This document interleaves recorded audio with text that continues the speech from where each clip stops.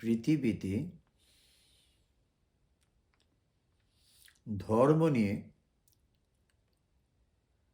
ইষ্টনাম নিয়ে, উপাসনা নিয়ে ধর্মযাজকরা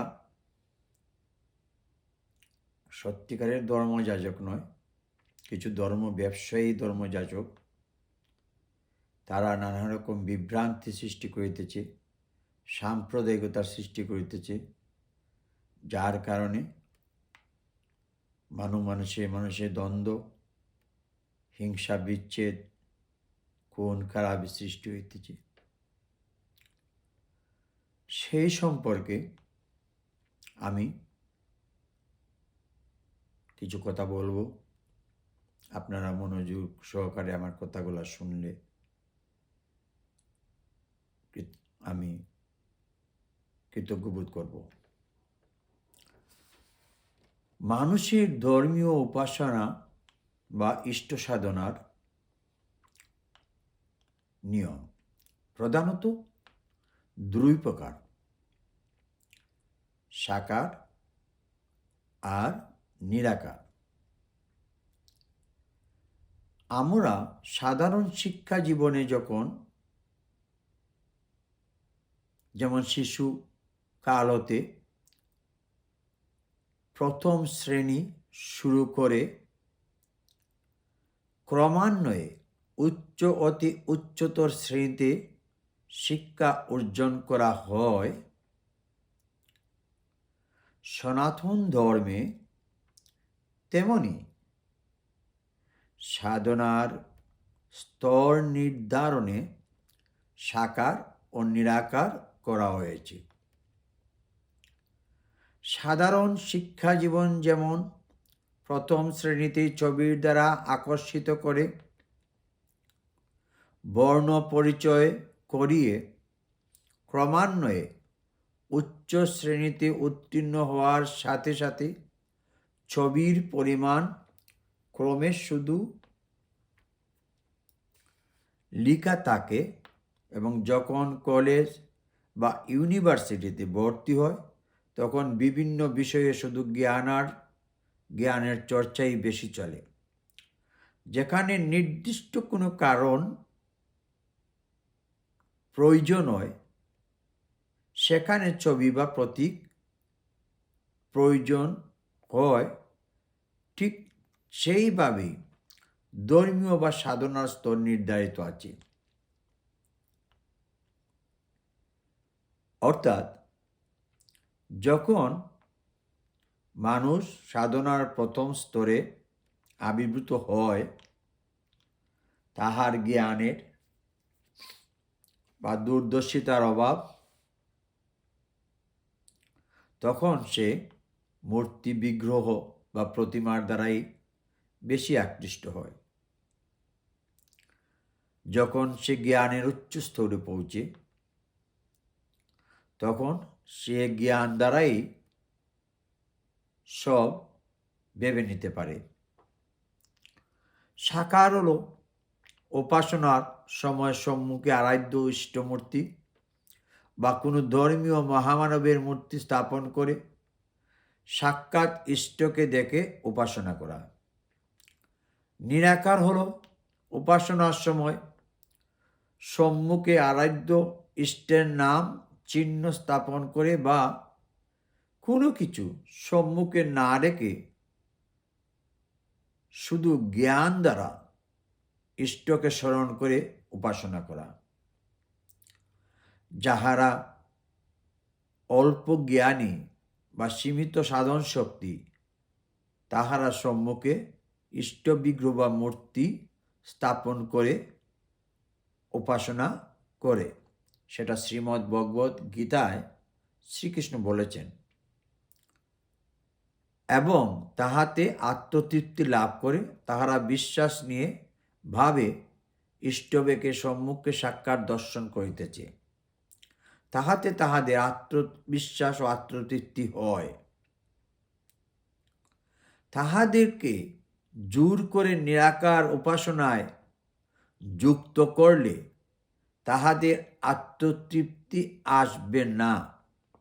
অন্যদিকে সীমাবদ্ধ জ্ঞান দ্বারা সব কিছু বুঝিয়ে উঠতে পারবে না, বরং সাধনায় বীতশ্রদ্ধ হয়ে উচ্ছৃঙ্খল বা উন্মাদ হয়ে যেতে পারে। যেমন একটি শিশুকে যদি কেউ হাই স্কুল বা কলেজ বা ইউনিভার্সিটির বই দেয়, সে সেটা পড়তে পারবে না। তাহাকে শিশুকালে যেমন প্রথম ছবি প্রদর্শন করে অক্ষর জ্ঞান দেওয়া হয় এবং এই শিশু ছবির দ্বারা আকৃষ্ট হয়ে গৌণভাবে সে বর্ণটাকে শিখে। শিশু কিন্তু ভাবে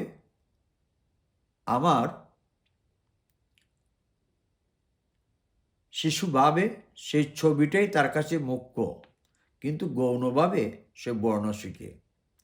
এইভাবে আস্তে আস্তে বর্ণ থেকে শব্দ, শব্দ থেকে বাক্য, এইভাবে সে যখন শিখে যায় তখন class 1, class 2, class 3, class 4, class 5 primary শেষ, হাই স্কুল, তখন ছবির পরিমাণ কিছু কমলে কিছু আছে। হাই স্কুলের শেষ দিকে 9, 10 ছবির পরিমাণ আর থাকেই না। কলেজে যখন যায় সেখানে প্রয়োজনই পড়ে না। তারপরে তো তার পিএইচডি যখন করে তখন জ্ঞানের সাগরে সে নিমজ্জিত হয়। তখন এটাকে আমাদের শাস্ত্রীয়ভাবে যে পিএইচডি সমতুল্য যে শিক্ষা, সেটাকে বলা হয় পাণ্ডিত্য বা আচার্য। যাক, এখন কিন্তু এই সাকার উপাসনা যাহারা করে তাদেরকে জোর করে নিরাকারের উপাসনা যুক্ত করলে যেমন আত্মতৃপ্তি আসে না, অন্যদিকে এই কথাটাই বললাম, তাদের জ্ঞানের অল্পতার কারণে সে অস্থির হয়ে উঠবে, কি বুঝতে পারতেছি না, উচ্ছৃঙ্খল মনোভাব হবে, সে তারপরে বীতশ্রদ্ধ হয়ে যাবে যে না বাবা আমার দরকার নেই। তাই সনাতন ধর্মে সাকার নিরাকার উভয় পথে সাধনার বা উপাসনা করার রীতি বা বিধি রাখা হয়েছে। সাকার হল সাধনার প্রথম ধাপ। ক্রমান্বয়ে ধাপে ধাপে সাধন করে মানুষ নিরাকারে অর্থাৎ পরব্রহ্মে লীন হয়। অনেক ধর্মের ধর্মযাজকরা এই সাকার পূজা বা উপাসনাকে ঠিক নয় বলে মন্তব্য বা প্রচার করেন। কেউ কেউ বলেন মূর্তি পূজা ঠিক নয়, এগুলা বিধর্মীর কাজ, কিন্তু এরা ভুলে যান যে শিক্ষার ধাপ যেরকম সাধনার স্তরটা সেই রকম। কাহারও ব্যক্তিগত সাধনায় বাধা দেওয়া ঠিক নয়, তাহা অধর্ম কাজ। যাহারা সাকার উপাসনায় বিরোধিতা করে তাহাদের জ্ঞানের পূর্ণতা দিয়ে চিন্তা করা উচিত, আর তাহাই হবে সত্যিকারের ধার্মিকের পরিচয়। মানুষের ধর্ম হলো মানবতা।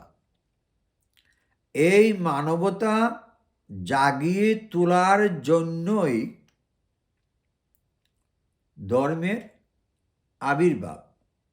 যুগে যুগে মহাভারতরা আবির্ভূত হয়েছেন এবং এক একটা আদর্শ দিয়ে গেছেন। সেই আদর্শের মূল উদ্দেশ্যটা হলো ঈশ্বর বিশ্বাস, আর তার সঙ্গে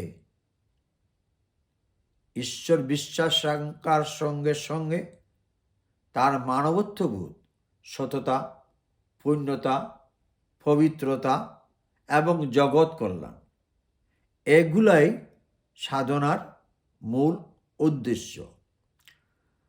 এই বিভিন্ন স্তর অনুযায়ী সাধন করে ক্রমান্বয়ে জ্ঞান বৃদ্ধি করেই মানুষ উচ্চ স্তরে ওঠে। তাই ঈশ্বর সাধনায় কাহারও মতাদর্শ নিয়ে বিরূপ মন্তব্য করা বা বিধর্মী বলা অনুচিত। যাহারা এই ধরনের মন্তব্য করে তাহারা সত্যিকারের ধার্মিক নয়। ওরা ধর্মের নামে ব্যবসা করে এবং মানুষকে বিভ্রান্তি সৃষ্টি করে, মানুষের মনে ধর্মের হিংসা বিভেদ সৃষ্টি করে সমাজ, জাতি, দেশ এবং বিশ্বের মধ্যে অশান্তি সৃষ্টি করে। তাই এদের থেকে সতর্ক থাকা উচিত বলে আমার মনে হয়। আজ এখানেই, পরবর্তীতে আবার কিছু বলবো। নমস্কার।